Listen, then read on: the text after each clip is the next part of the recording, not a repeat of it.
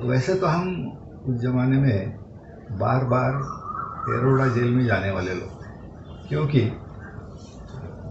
घटनाएं जो घटती थी तो बेसिकली वो एरोडा के आसपास घटती थी। ये एरोडा का इतिहास पुराना है, क्योंकि वहाँ महात्मा गांधी भी थे। उस समय तो कुछ पत्रकार पेड़ पर 3-3 दिन बैठते थे, कब गांधी आने वाले हैं करके। वो समय हमने देखा भी नहीं, लेकिन पेड़ पर बैठने वाले पत्रकारों से हम मिले हैं। हम इसीलिए गए कि महाराष्ट्र सरकार ने उस समय वहाँ पूजनीय बाला साहेब देवरस वार्ड ऐसे करके जहाँ वो बैठते थे, जहाँ उन्हें रखा था, उस क्षेत्र को बाला साहेब देवरस वार्ड जाहिर किया और उस पर उसकी एक नाम की प्लेट लगानी थी। उस कारण के लिए हम गए थे। और उस समय तो हम येरोडा जेल के मेहमान थे। मैंने येरोडा जेल में आते जाने के बाद हमारे लिए कुछ खाना रखा है, अच्छी अच्छी कुर्सियाँ रखी है। 50 बार येरोडा जेल में जाने के बाद भी ये अनुभव हमारे लिए नया था।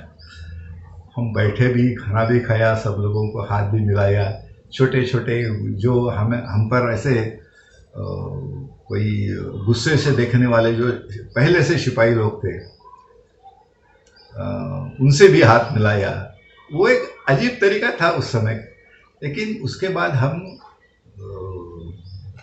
वो अंदर जाने के बाद एक 30-40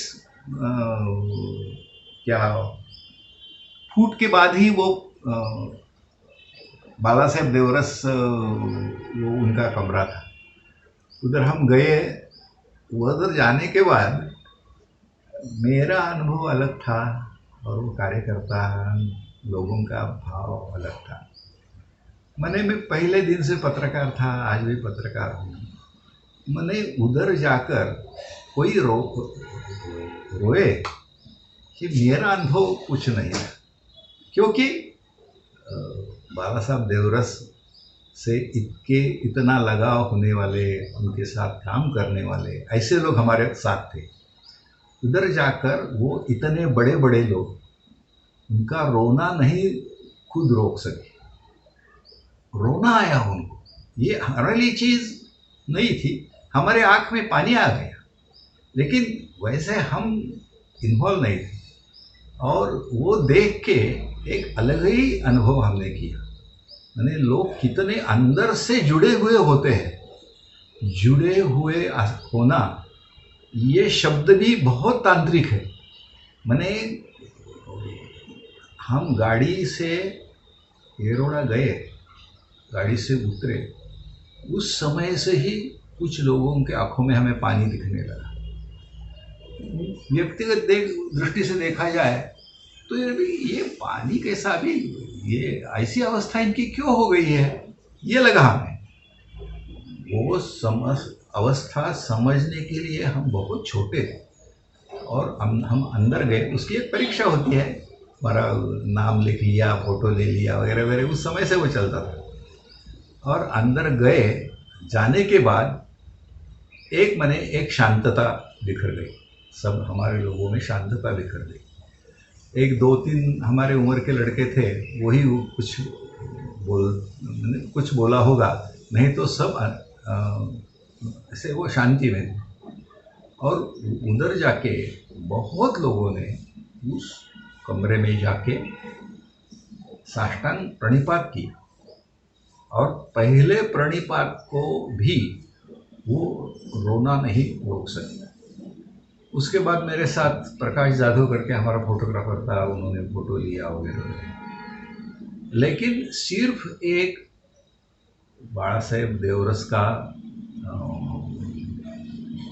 अलग किया हुआ कमरा देखना, उसका वार्ड देखना, इतना ही काम था। फोटो निकालना और वो ऑफिस में देना, उसके कुछ न्यूज़ बनाना, ये इतना ही मर्यादित काम था।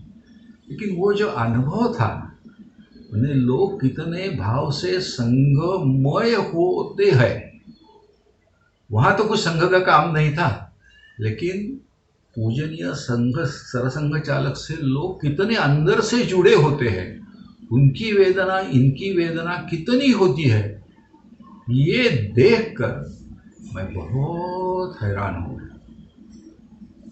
मुझे पूछे तो मुझे ऐसा लगा कि रोने की क्षमता भी मेरी नहीं है।